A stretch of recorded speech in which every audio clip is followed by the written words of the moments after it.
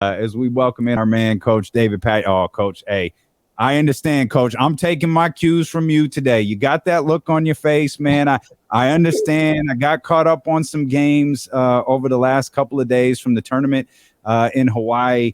I I know how much you value rebounding and how much you value assists. So I'm going to take my cues from you today, Coach. How you feeling?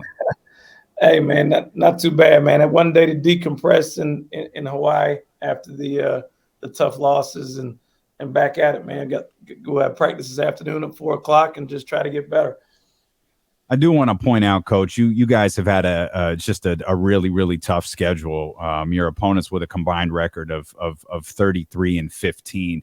But I know you're focused on what you guys are doing, and you have talked with us on numerous occasions about rebounding and rebounding and rebounding. And I know over the holiday, that's something the team fell short on. It is, man. You know, we played Hawaii, who was like number 8 in the country rebounding. So both coaches, me and the head coach, Ron Gannat, were both at St. Mary's together.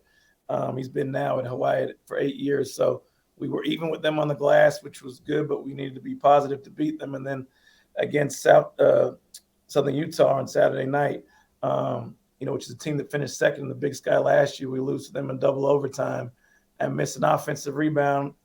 Miss a block out in the second overtime to lose the game. And so for me, I think they'll go back and look at the score. But for me, that's the area of the game that we lost the game at. You're looking at a double overtime loss there, Coach, and just you guys seem like you're close, like you're right there. Just how do you kind of recover from something like that, even if it isn't a beautiful place like Hawaii? You know what? It helped go on Waikiki the next day. I can say that.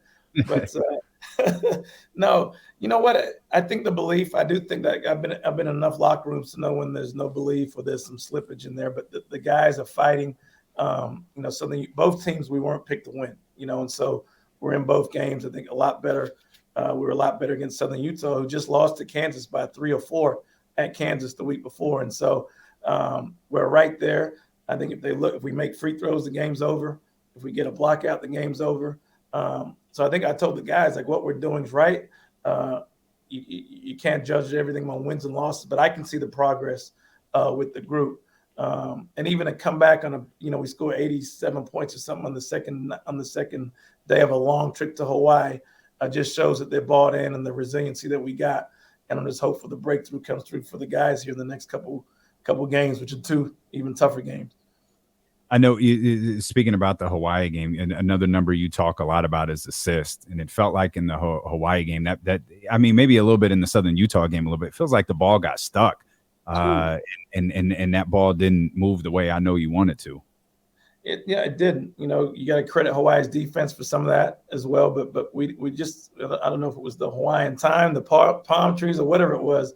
We just weren't moving the ball the way we have been. Even in our losses previous, even our loss at UCLA, we moved the ball. At UC Davis, I felt we moved the ball. I thought at Hawaii, the ball stuck some. Some of that was their defense. Some of that was our lack of coherency on offense. And so hopefully these next couple of days we can get back into practice and get ready for a really, really good Santa Clara team on Saturday on the road. Coach, more of a global question. You're here at Sac State for your first season. You're trying to build something here and trying to build a program.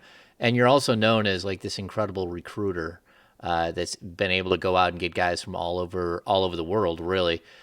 Just how much do you think that like being part of Sac State right now, while we're seeing this revolution on the football side, could help you in, like getting the name out there? Sac State, it's all over the place. They've had some ESPN stuff, and but really, like, can that bleed over into your program as well? Look, I think it's helped tremendously. We had a kid come over from the NBA Global Academy, who's actually signed with us now, Bowen Beatty, but he was at the Montana game, and in that game at the stadium, which was filled up. I think it helped him make a decision to come here. And he had many other better options, or people would think better options in here. But his time here on campus, watching the football team, his time in the city of Sacramento, his time going to Golden One Center and watching the Kings, I think made this a great sell for him. So I think where athletics is going here, where the city's gone, like my last time to Sacramento was like 2017, and it's changed so much for me since then, after COVID and everything that's going on in the city. So I think there's a lot going on here, and this is a great place to be. And it starts off with our football team and our pro team now. Coach, there was a moment last night. James and I really haven't gotten a chance to dissect this play the way I'd like. We'll try to get to this later, but Mike Brown pulled Terrence Davis during a timeout out to like the middle of the floor and was telling him where he wanted him on a defensive possession. And they're going through this. It's a very animated discussion that cameras picked up on. Every member of the media saw it. And it couldn't have been more than 2 game minutes later that Terrence Davis is in that exact position Mike Brown told him to be in, picking up a charge. And the first guy to celebrate is Mike Brown. And one thing that we've heard about Coach Brown is he's a teacher. And one thing I really respected about that is Terrence obviously wasn't doing what he wanted him to do, but he showed him what he wanted to do and gave him an opportunity to do it in that moment without pulling him out of the game. Obviously, your order of business, Coach, is to win ball games, but this is your first year and you're still very much in kind of the teaching aspect of all of this. How do you balance those two things with these guys? I talked to him after the game. That's exactly what it is. We're still teaching. I was doing my practice plan today. I'm on practice 41, and I look at the teams we're playing. Some of those coaches have been there 8 years, 7 years. Some of these teams have been together a long time. And so, my athletic director, Mark Orr, came in today, and he knows it's a process, even though I want instant gratification, but I gotta teach constantly, and I've got to, reinforce things constantly because they've had different coaches, different voices, and I don't have NBA guys. So you can only imagine how much teaching I need to do. But that's the deal. That's the process of teaching and growing. And you're hopeful by January, February, when conferences in full slate, that they have an understanding of what we're trying to do. We're in an interesting time here, especially with a lot of your players. They can apply for an extra year of eligibility now because of the COVID times. Are you seeing like more veteran, especially at a place like Sac State, where you're not putting a bunch of guys into the pros and guys aren't leaving early, so you're getting guys that are sticking around for longer? But how has that been? Like, sort of teaching these guys they're a little older or more mature as far as college standards? No, it's been a challenge, but a good challenge. I had 2 freshmen come in here today that are meeting with me, and they want to play more minutes. And I just wrote up on the board, like, you have 2 guys that are 23 years old, 24 years old, a 5th-year senior. You're 18, 19 years old. Just, you don't see it now, but when you're 23, you're a lot more mature than you are now, and you've had a lot more games under your belt. So that's been a challenge. The other part is, coming in, I've had some players, I'm their 4th college coach in their 4 years of coaching, through transferring, through different coaching changes. So they're hearing different voices. I had one kid come in today and said, well, Coach, I had other coaches that said their door was always open, but it wasn't open. Well, mine is. I mean, those that have been around me, I am who I am. So they're still getting to know me, and that's a challenge, and I'm sure Coach Mike's going through it with the Kings, and anybody taking over a new organization or new program is dealing with the same stuff I'm dealing with. I just hopefully we get through the door quicker than most. Yeah, I think Cam Wilbon is one of my favorite guys, and he's like we've been talking a lot about Malik Monk today and the impact that he has for the Kings off the bench. Cam seems to be that guy for you, and I have to imagine there's Hornet fans out there. Yo, why isn't this dude starting? Why isn't this dude doing more for this team? He seems to be really impactful in the time that he's out there with the role that you have him in.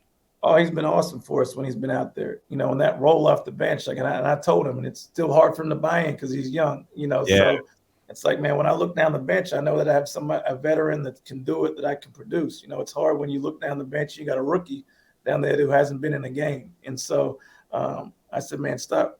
You want to be in at the end of the game, not the start of the game. Like, you don't want to start and not be in when it's crunch time, and Cam's that guy for us, and kind of that Swiss Army knife. Like, he can play he played the 4 spot and the 5 spot here last year. I'm asking him to play the point. So it's a whole different position. He's learning, but he's bought in. So I think he's a huge glue guy for us, and somebody off the bench that I'm hopeful can continue to make an impact for us. Coach, we have a journalist here from Australia who Really? came out to talk to Dellavedova, and he of course Jock last night for the Suns. You're part of that program, but you've also been part of part of the revolution for that program and to get guys into the league. How has that been for you to see the success of the Australian player in the U.S., but sort of the pipeline that's developed?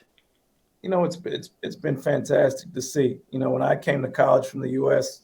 From Australia, I should say, many moons ago, it was Andrew Gaze before me, and then myself. Andrew Vlahov had just finished at Stanford, and then now to see these guys not only playing in college but going on to play in the NBA, was an awesome thing. It just used to be Andrew Bogut. You go to a game and hopefully the Bucks would come in town and you see Bogut, or when he was with the Warriors, you'd see him towards the end of his career. But now to have Jock in town, I think last week it was the Nets in town. You got Mills and Simmons. Then you got Jock Landale in town. You got Chima and Delhi right here in town right now. I keep looking at the schedule, who's coming in. So it's great for the program. I think it talks about the development of basketball over there. Basketball's become a global game when you look at Giannis and you look at, Luka that's in the league. And now it's tapped into Australia. And so it's been great to be a part of it. It also tells me I'm getting old, and I see these guys that are now married and having kids, but it's so good. And I think it's great for our game to have so many people from all around the world playing the sport. And Coach, we're always appreciative when you join us. Like, I hope everybody is truly appreciative of what you're doing right now, as you seem to be the first coach, I think, in any collegiate sport, perhaps professional sport, perhaps in any sport, period, in history, who's decided they're just going to play their entire schedule on the road. It's commendable. If you guys ever want to come back to the Nest, I know they'll show out for you. But you guys sure are playing a lot of road games, including this one against Santa Clara on Saturday. Look, I guess, it's what I inherited, and it's why some people call this a quote unquote tough job, but it is what we won 2 games on the road. And so people say you can't win on the road. So it's doable. But look, I think we get back in the Nest next Friday for sure. We play Long Beach in a doubleheader with our women next Friday night. And I believe next Wednesday as well. Gosh, we play Denver next Wednesday as well at home. And so, but we're getting ready for Santa Clara at 2:00 on Saturday. Those that aren't watching the Hornets in the football game, just log in and watch us while you're at the game. And look, we'll put our best foot forward there on Saturday afternoon at Santa Clara. Well, multitask, Coach. Good luck, man. We're watching for you. We look forward to seeing you next week. Appreciate you. Thank you guys for having me on the show.